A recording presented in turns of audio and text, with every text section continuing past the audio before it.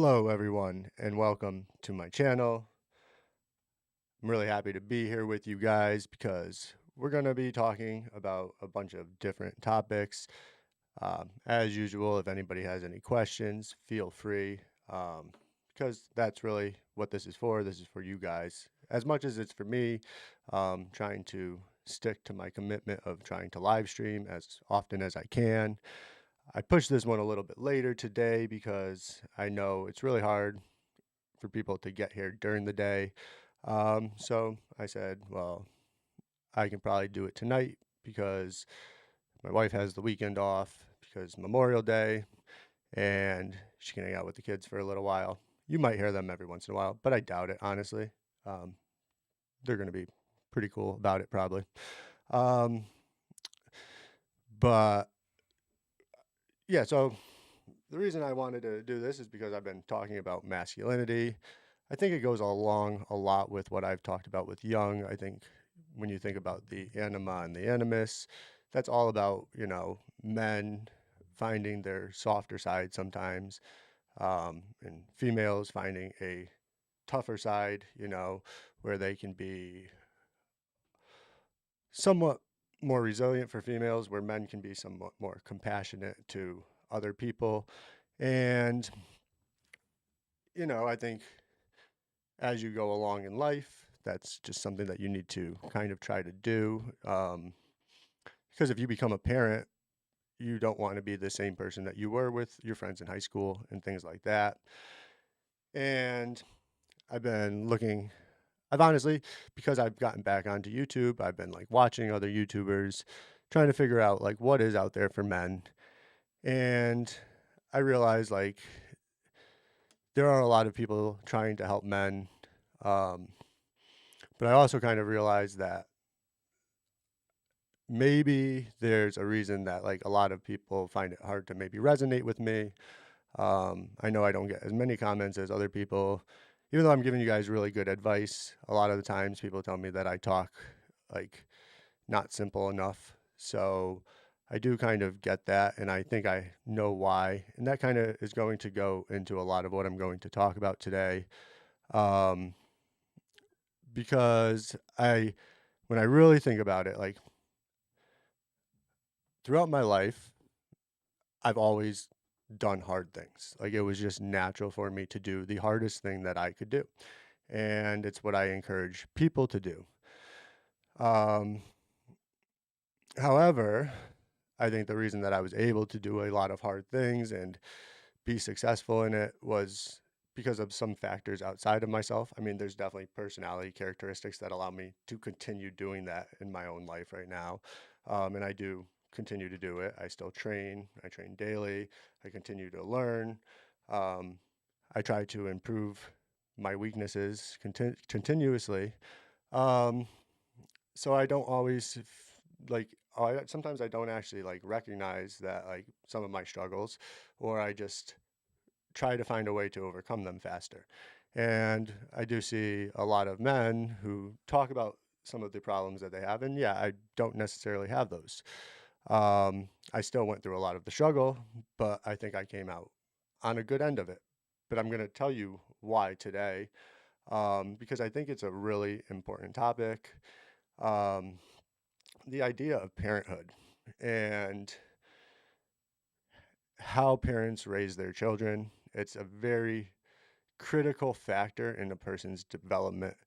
Um, in my model for development, I often first try to figure out if somebody who was young was able to, when they were young, were they able to make their own decisions? Were they able to perceive the outer world and decide what they would like to do? Or were they forced into things based on their family traditions or the beliefs of their parents? Um, or even just the society that they live in. Like where I grew up, football was popular, so I was influenced to do football by by some of my peers. But didn't necessarily like love football. It was just people were saying, "Oh, you should do it," kind of thing. Um, but wrestling, I did choose, and wrestling is something that most people that I associated with, hung out with, or went to high school with weren't doing. It was my choice. And I think that's why that was probably one of the things that really had the biggest impact on me. Football was my choice, but it was my choice that was kind of influenced and just a way to fit in a way. Um, and this is going to get me to my point about like the importance of parenting is that, when I was playing football and wrestling and stuff, um, I was never forced into it. My dad had me play baseball at a young age, but after that, when I said I didn't like baseball, he never forced me into playing another sport. It wasn't until I decided. And I had the opportunity to look out and like I saw other people, other kids my age at the time, and what I realized is a lot of them had parents who forced them into football. They weren't good. They weren't starting. So it upset their parents afterwards that they weren't actually starting, but they were still doing it. And then their parents would push them to go harder and things like that. Um, I personally never had that experience. If I asked my dad, like, hey, what could I have done better in practice? Because he came to every single practice, but he was the most quiet person at practice. He would explain to me, like, hey, you could have kept running before the referee blew the whistle, or you're not being aggressive enough in wrestling. But he would never be like the person to yell at me in front of people or anything like that, where I did see that actually happen to young men. And I could only imagine what they were feeling like when that kind of thing happened. And because I experienced those kinds of things, I kind of realized that, a lot of guys were beat up, not like physically, well, possibly physically, but like what I'm explaining is like more verbally. They were like beat up by their parents to be better and improve on something that they probably didn't even choose for themselves. And it's very hard to do if you're in that situation. And then on the other end of that, there were fathers who weren't around, and that's a reality. And everybody knows, with if you have a father who's not around, it's very hard for their children to stay motivated. It's very hard for them to follow a track that will get them to the right place. And it's something that I should bring up a lot is because, I'm trying to be a really good dad. Um, and I'm influenced by my dad, and I have to accept that some people didn't have that. And when I'm coaching people, that's usually the first thing I'm looking at is like, well, what did you grow up believing? Did you believe that you weren't good enough at something that you didn't even care about? Or did you grow up believing that no one cared about the things that you were interested in? Because it does go both ways, and there's other ways that this happens. So my main point is that like when we look at people, when we look at men and we consider masculinity, we really want to consider where did they come from? Where did they start? What experiences have they had that other people haven't had, both good and bad? And in my model, that's why I'm always pushing people to start from this solid foundation point. Um, which most people, if they are living to the standards of their culture or their parental influence, they don't they might not actually have a foundation that they rely on and trust. That's just a reality. Because I can tell you, when I was improving through wrestling, the experience I had was significantly different than when I was improving through even just high school, which I didn't care about. Like, I didn't care about it at all, but I would devote a lot of time to improving in wrestling. When something went bad, it affected me. I actually had this drive to think about it and improve myself. Where, like, if I got a bad grade in school, it wasn't necessarily that. With football, I was somewhere in the middle. Because I was a good wrestler, I was expected to be good at football. Um, so I kind of maintained that standard. Um, but that's kind of how I try to work with people when I'm trying to coach them. Because you really do want to like start looking at like what have people not experienced. And what I'm going to go over in a little bit is like some of the fundamental things that like, hey, if you didn't get the opportunity to do that when you were young, you should probably do that. Um, and then I'm also going to bring up some other things. So that's what I want to some of the fundamental things. I'm going to keep some notes so that way I try not to like overlook anything by the end of this, you know? Um, so there are some fundamental things, just being human. Like, you know, if a female is watching this, they can understand this too. Like, I'll just give you the first one. It's, you know, keep yourself healthy. Um, if you grew up in a family that wasn't healthy, didn't care about health, it's going to be difficult at first. You should probably just hire a coach like in the gym to get you started. Um, start eating differently, but that's just a fundamental thing that, you know, for your own benefit. Like it's not like high school football where you have a coach yelling at you or anything like that. It's like you're going in there on your own free will, deciding, hey, I want to be better. Like um, that's just a fundamental thing. So that's one of the things that we're kind of going to go over. Um, However, there are some more, and I do actually have some notes. So we'll probably talk about. Um, Let me pull up my notes real quick. And hey, if anybody wants to come in here, ask me some questions, it would be a lot better, honestly. Because, um,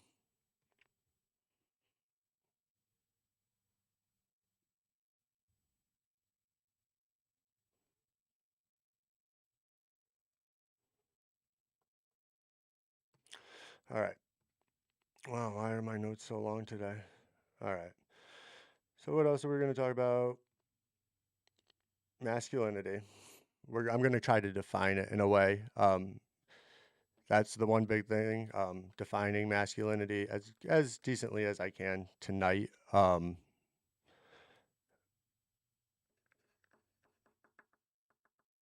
Because I think that like there's some misconceptions. Like you can see people who think that someone like Andrew Tate is masculine. And I'll be honest, the dude is obviously like a masculine person, but I don't think he's a healthy masculine. Um, I think he could be. I really, really do. Part of my model is about transitioning from what you were to what you could become. I think that that is what he is lacking. I don't think he is actually transitioning into a healthy role model that he could. I think he thinks he is, but I think that's a lot of what he experienced growing up. So that's one of the things that we'll talk about. One thing is I've been watching a lot of videos, and a lot of things are about saying no. Like men need to learn to say no. I definitely agree. I learned this at a young age. Um, I was never peer pressured to do anything.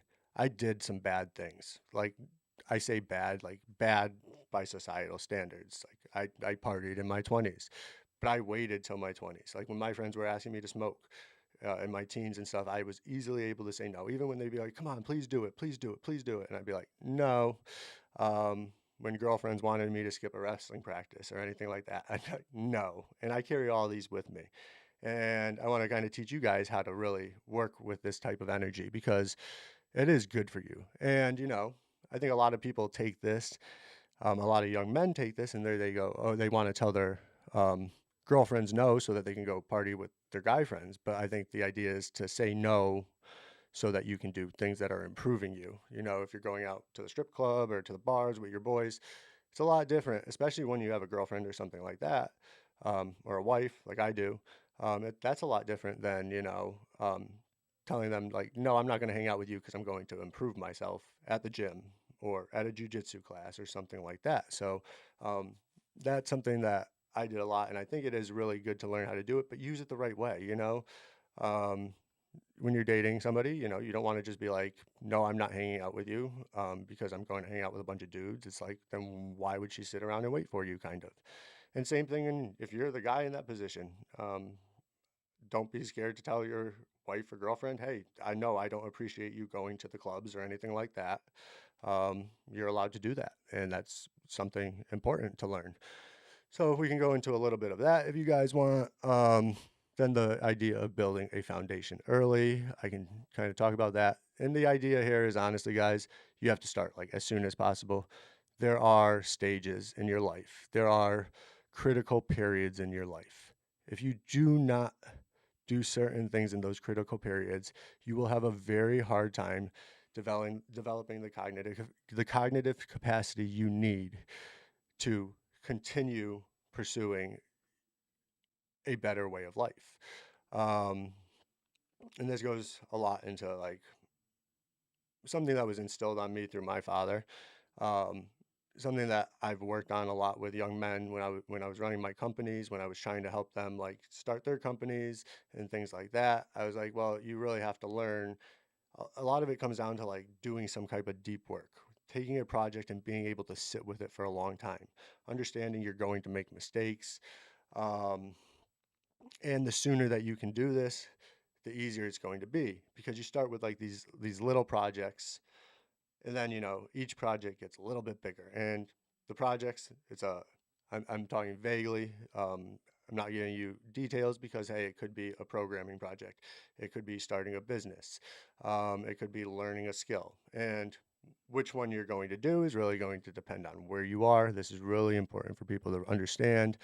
um, if you don't have a basic skill, then you shouldn't go try to open a big company or anything like that.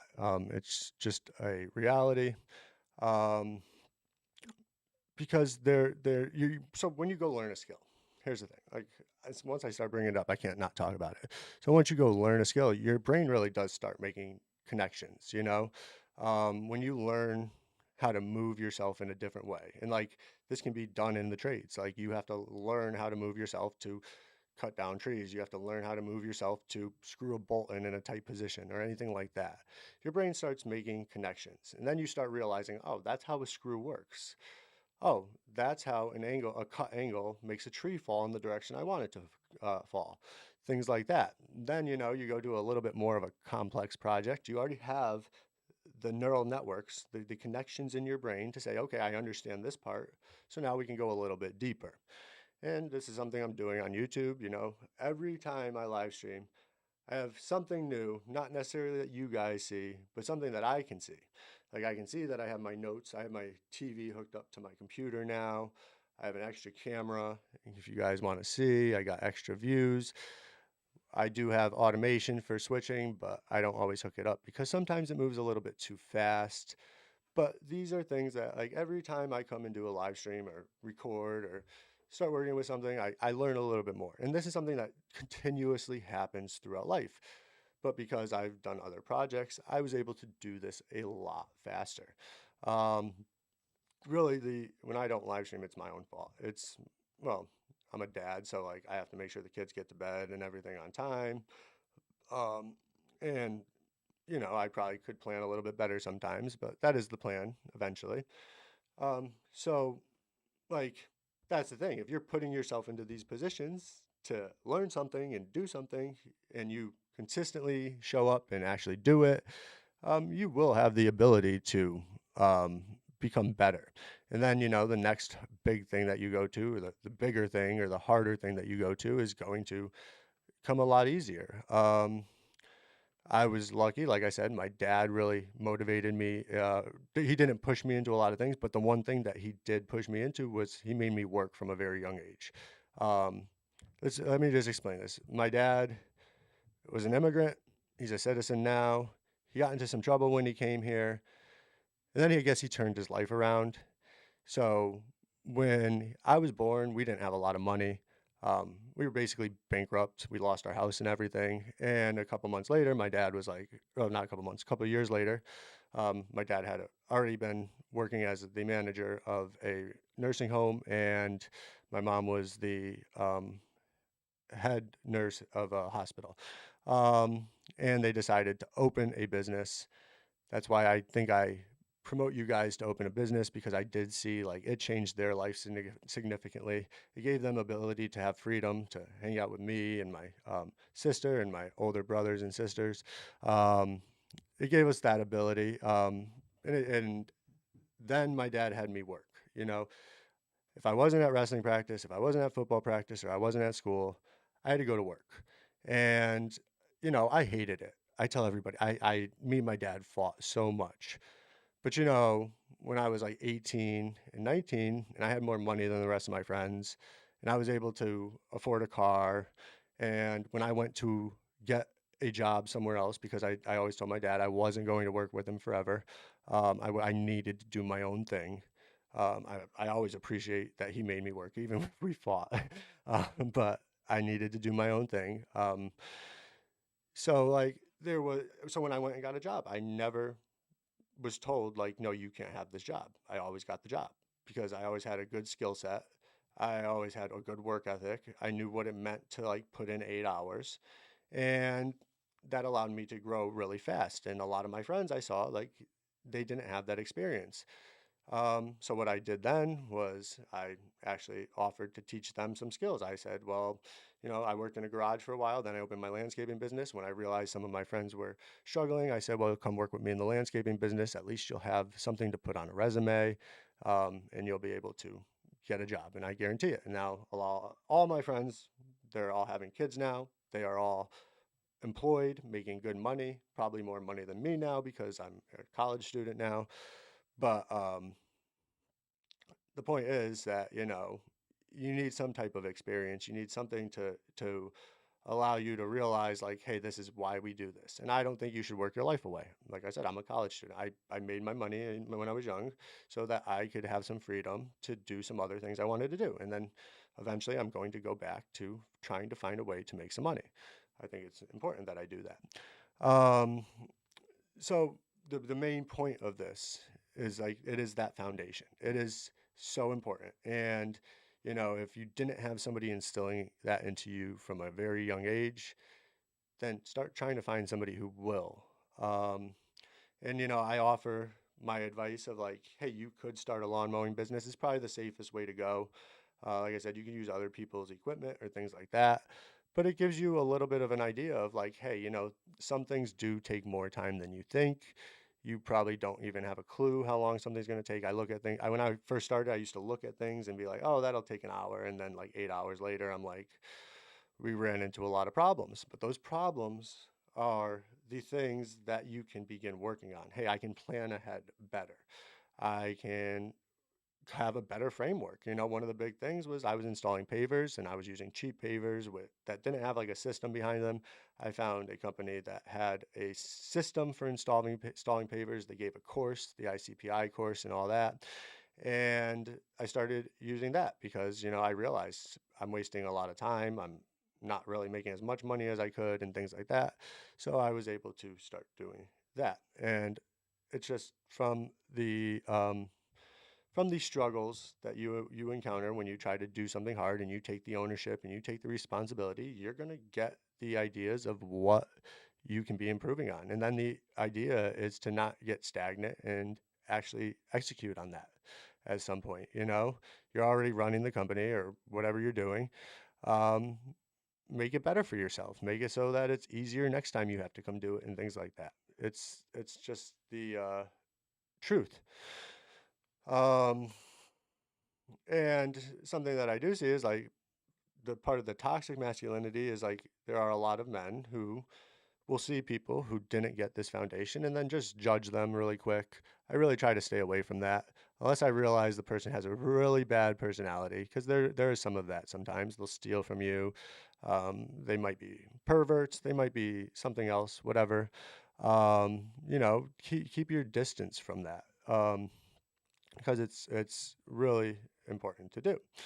Um, so that's my main thing. That's something I will always try to convince people to do is build the foundation.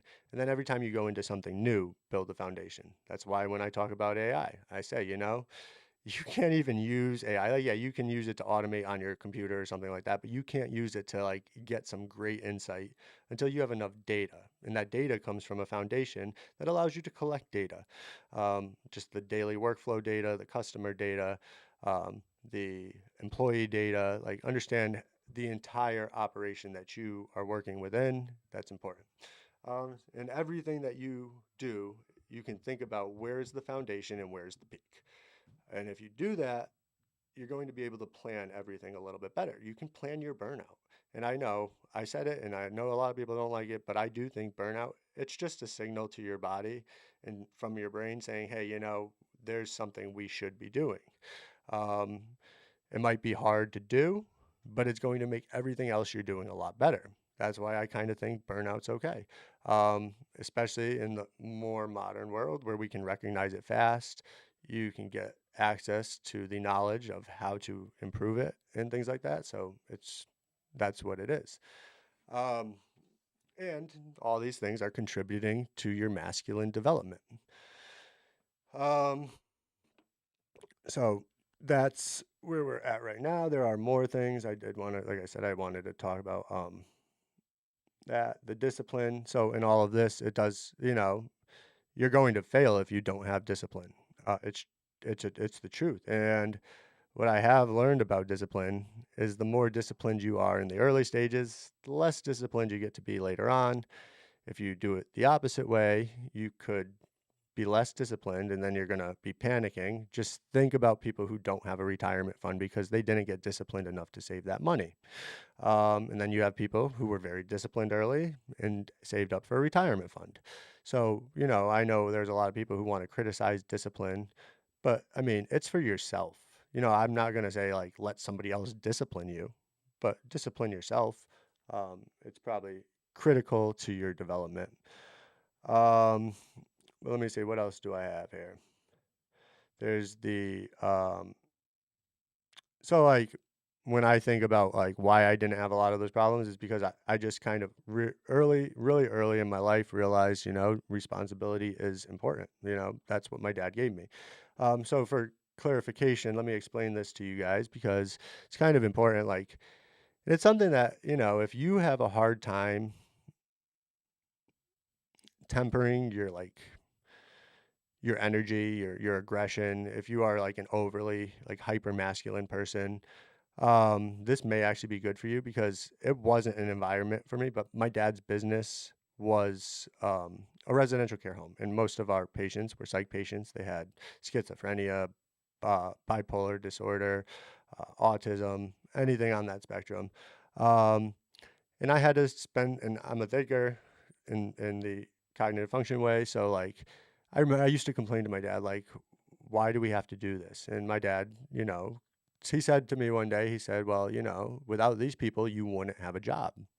And if you don't have a job, then you don't have money. So I had to realize, like, taking care of people is a benefit to you as much as it's a benefit to them. And then, because I was doing that, I ended up talking to these people, and a lot of them were much older than me. And I would spend like a lot of time talking to them and just learning about them. And you kind of learn to have more empathy for people, not suicidal empathy, just empathy. Realize, and I think it's why I encourage you guys to do it because if you don't have a mental health disorder, a physical disability, you have so much opportunity, and I don't want to see people waste it because these people weren't wasting it because they were doing the best they could. I had guys who had cancer and they were autistic and like their parents died. They had nobody, and they would still try to show up to go to a work where they were making like $2 an hour because it's not a real job, and it's a more like a volunteer thing that lets them get out.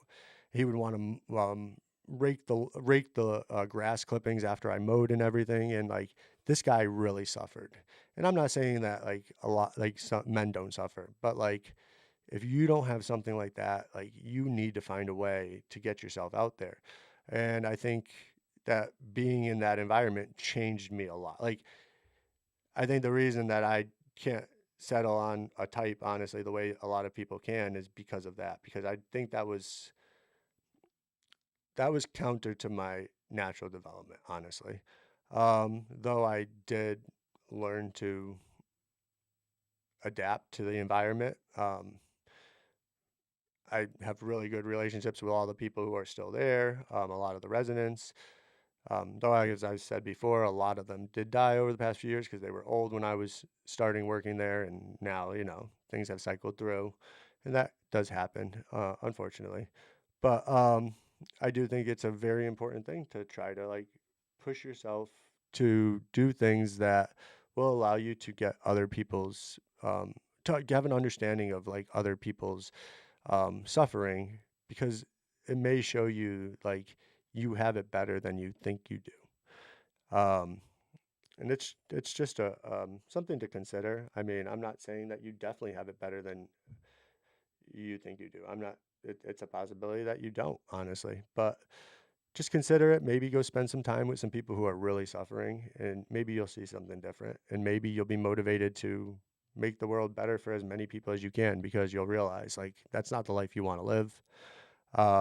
We treat our residents really good. We try to give them Christmas parties, Easter parties, and things like that. Um, we give them out trips, like we take them to the park, take them bowling, to movies, and things like that. But um, if you can do more with your life, I just recommend trying to do it. Like I say all the time, if you reach out to me and you need somebody to like help walk you through it, like that was the thing. My dad helped me with that. Like that's why I don't have the struggle a lot of people did. When I was young, if there was a problem, I would tell him, "Hey, this is going on." And my dad, I think, um, I think he's kind of an ISFJ. I've said it. I'm pretty sure he is, because he takes on that parenting role like people I haven't seen. Like I couldn't take on the same parenting role he does, but I still have a lot of insight from things I've learned from him, kind of thing. So that's what I would try to do is help you guys in a similar way. Um, but a lot of it is going to be, developing those traits that will allow you to grow, physically, psychologically, socially, being able to talk to people, which is something actually I think is important here. Um, well, yeah, let me actually talk about this. So, like, let me just give you an example of like things that like how my dad like helped me like embrace things that I wouldn't have. So when I was like, I think I was about 12 or 13, there was a bully in our school. I mean, I call him a bully because that's just the word we use, but basically, he wanted to fight me, and I wasn't a fighter. I really, I mean, I do jujitsu now, but I didn't want to fight. Um, but it was pretty much like this kid was going to fight me, and I went to my dad. I said, "Someone wants to fight me. I'm going to get in trouble if it happens." That was probably the real reason I didn't want to fight because I didn't want to get suspended because I thought my dad would be mad. And my dad handled it very reasonably, in my opinion. He told me, "Hey, you know what? That's going to happen more than you think. And the thing is, if somebody wants to fight you, it's going to happen. That there's nothing you can do about it. You have to hit first, and you have to make sure it's done when you stop." And that was something he taught me. And I think, I probably, if I didn't if I didn't face that head on when he gave me that advice and when the kid came up to me in class and wanted to fight, honestly, I probably would have been more cowardly the rest of my life. I'm not gonna lie. Like, you know, I, I, w- I did what my dad told me to do, and I was able to say, okay, well, I don't want to fight still. I still don't like fighting, but I didn't have to fight again. No one wanted to fight. After I beat the school bully, no one wants to fight you.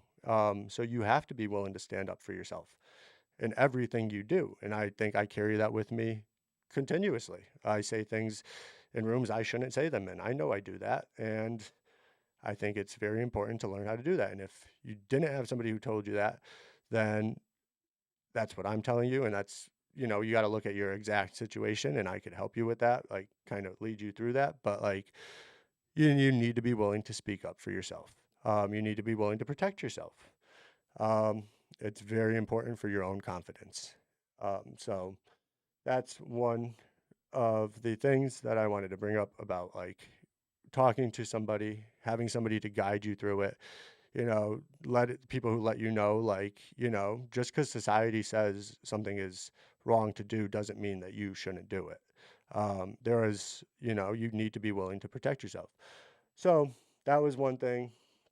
And then the other thing that I wanted to bring up was that I think overall, like there are stages to masculinity. It does start, you may have to fight early on. And if you don't have those situations, you may do jujitsu. Maybe you go train or something like that. Um, but then, you move through those stages. By the time I was in high school, someone wanted to fight me and I was able to de-escalate. That was part of my training and working in healthcare, but also because I had matured and I wasn't somebody who just needed to fight. I could speak it out at that point. And then, there's another stage to masculinity. Once you get through that, being able to talk to people and you're social with people and things like that, then you can kind of move into helping people.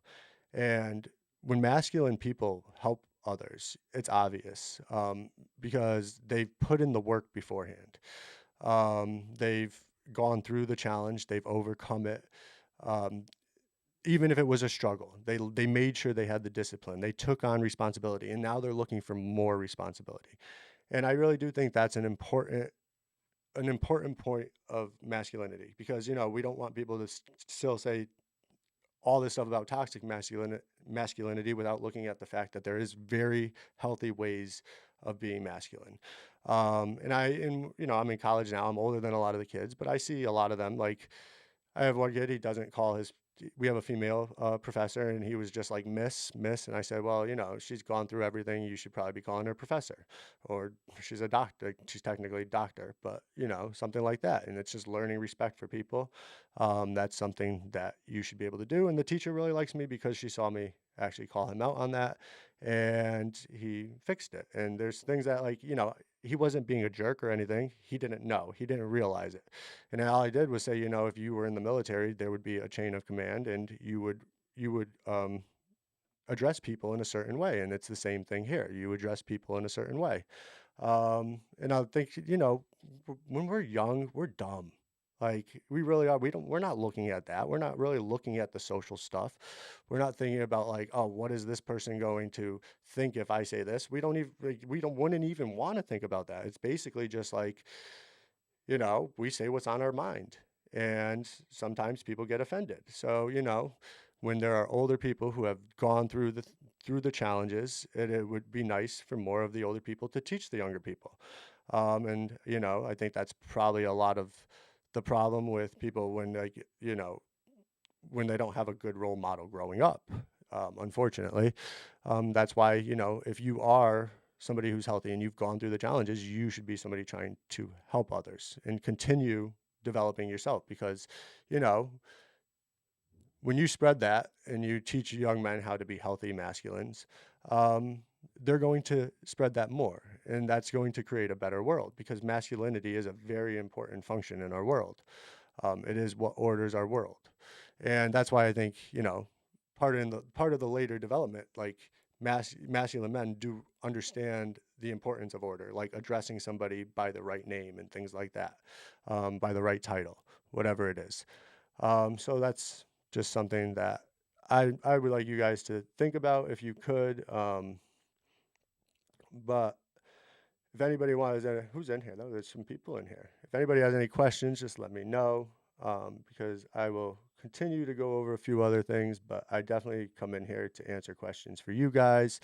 Um, I do want to talk about my own journey into parenting, because honestly, I would say that's the stage, like, I I'm in, and I love my kids, but I definitely had to learn how to um, be willing to sit with young people and children for a long time, um, not get angry when they won't stop and things like that. Um, but I do think so. And there's a science to this, actually. I do think naturally you get more in touch with, like, the anima, which I talk from Carl Jung's perspective. It's the idea that you have a softer side as a man, right? And just scientifically, when you do have a child, your testosterone does drop. And I did feel that a lot, and I did not like it, but I was able to settle into it. I am on TRT now because of it, honestly. Um, and I'm just going to say that it is the most difficult thing, but probably the most rewarding, because you learn how to really conversate with somebody who can't speak back, like, in an articulate way. You kind of learn how to soften your tone. You learn how to um, kind of, I guess, be more of a perceiver, be less judgmental, because you have this innocent life in front of you who is trying to figure everything out, breaking things and all of that. But I, at the same time, like, I am becoming a little bit softer with my son, but I am encouraging him to do more masculine things. I am teaching him like, hey, when you fall, you get back up. I taught him how to rollerblade today. It was awesome, honestly. He wrestles.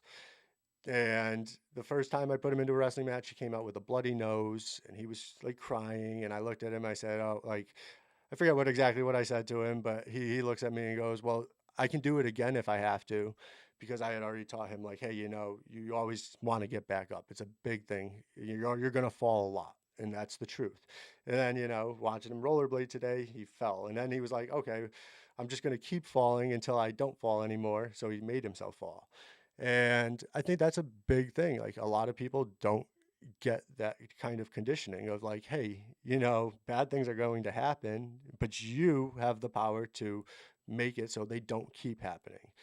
And that's just something that I have really been enjoying. I really get to spend a lot of time like thinking about how do I want to be as a father in a way that will allow him to grow into his own person. And I have to kind of a lot of times take away my own biases, um, basically like things that I like that he doesn't like. I also have to learn like not to be controlling sometimes because you get really nervous when you have a child, like really nervous when they're doing things, but you have to let them free to like do it. And like, maybe they get hurt, but they have to learn that lesson too. So I give them the warning, hey, just so you know, what you're doing is dangerous. Um, when you get hurt, let me know. Kind of something like that. But he's been pretty good about not getting hurt. I think it's because he's been doing these sports. Um, so basically, the idea is that masculinity is not something you can just perform. Masculinity is something that you need to develop, and it takes a long time and a lot of effort. But I'm going to tell you guys, it really is worth it um, to take the beatings that come with it. Um, and I think when I hear a lot of men about masculinity, a lot of it comes back down to females, like their engagement with females, that they are doing masculine things, but they have bad outcomes with females, or that they aren't being treated right. And I guess the one thing I could say is that part of your masculine development is probably going to require a lot of dating, and then kind of defining what you really want. I understand what people are saying when they say like there are not that many great females to date out there.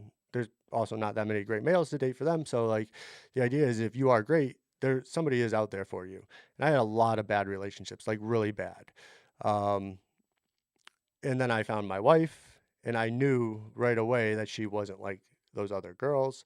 And I knew I had to prove that I could be the man that was going to be a good supporter and a good father, and that was important that I did that.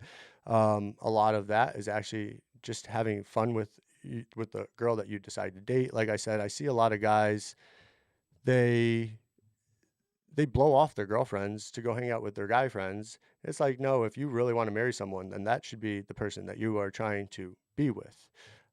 Just in my opinion, like, yeah, you can go hang out with other people, but if you have a date night, that's what you should be trying to do.